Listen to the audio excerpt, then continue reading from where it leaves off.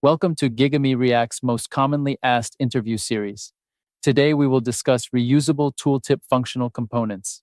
Create React app to see a package structure for managing your source code inside the SRC to manage as app.js, tooltip.js, and index.js and styling CSS file.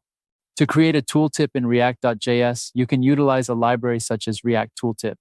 To begin, install the external npm package, React Tooltip version 4, 5.1 in your React application. Create a file called tooltip.js where you will import the necessary dependencies. In this file, define a functional component that returns a function. Within the function, create a button tag and pass the data tip attribute using the tooltip library.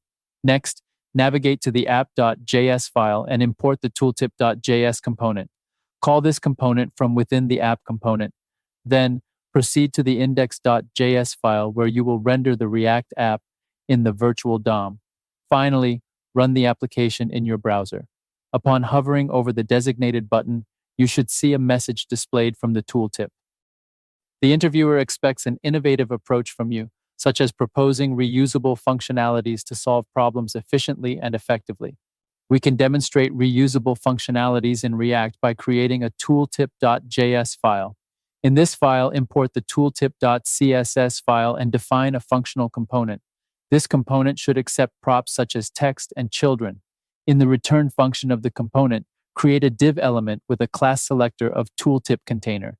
Inside this div, create another div with a class selector of tooltip to display the data from the text prop. Export this component as the default export. In the tooltip.css file, apply styling properties to the tooltip container and tooltip classes. Set properties such as padding, background color, position, opacity, and transitions to achieve the desired tooltip appearance. In the app.js file, import the tooltip component and create a functional component. Inside this component, use the tooltip component and pass the desired data to the text prop.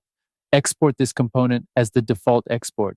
Finally, in the index.js file, render all the components using the virtual DOM to display the React application in the browser.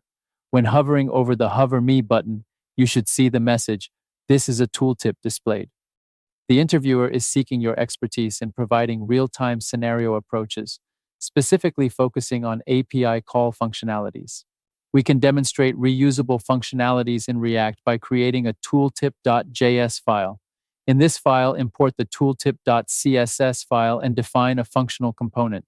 This component should accept props such as text and children. In the return function of the component, create a div element with a class selector of tooltip container.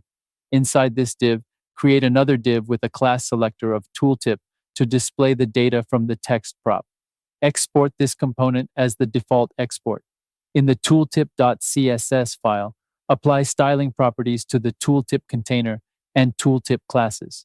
Set properties such as padding, background color, position, opacity, and transitions to achieve the desired tooltip appearance. In the app.js file, import the tooltip component and create a functional component. Inside this component, use the useState hook to store the data fetched from an API. Create an async function called fetchTooltipText to fetch the data from the API. Set the fetched response to the title state using the setTitle function. Use error boundaries or try-catch blocks to handle any errors that may occur during the API call. Return the tooltip component with the text prop set to the title state. When the component renders, the API call will be triggered and the tooltip will display the fetched text. Finally, in the index.js file, render the component through the root element of the application. Save the changes and run the app. When hovering over the Hover Me button, you should see the message, "This is a tooltip" displayed. Common errors and performance issues. By wrapping the tooltip content in use memo, the content is only calculated when the text prop changes. This ensures that the tooltip content is not re-rendered unless the text prop is updated, which helps optimize performance by avoiding unnecessary re-renders. The use memo hook is used to memoize the tooltip content. By wrapping the tooltip content in use memo, the content is only calculated when the text prop changes. This optimization ensures that the tooltip content is not re-rendered unless necessary, improving performance by avoiding unnecessary re-renders.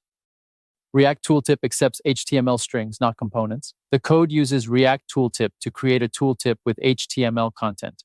It defines a tooltip example component that sets the data tip attribute with an HTML string for the tooltip content. The React Tooltip component renders the tooltip and enables HTML rendering. Install React Tooltip, import the necessary components, and use the tooltip example component to display the tooltip when hovering over the text. Common development errors related to React tooltips: improper tooltip placement, overlapping tooltips, lack of accessibility considerations, inconsistent tooltip behavior, unresponsive tooltips, poor styling and design of tooltips, inadequate delay or trigger timing, lack of customization options for tooltips, memory leaks and performance issues, insufficient testing and feedback gathering. Thank you for watching the video and connecting with us.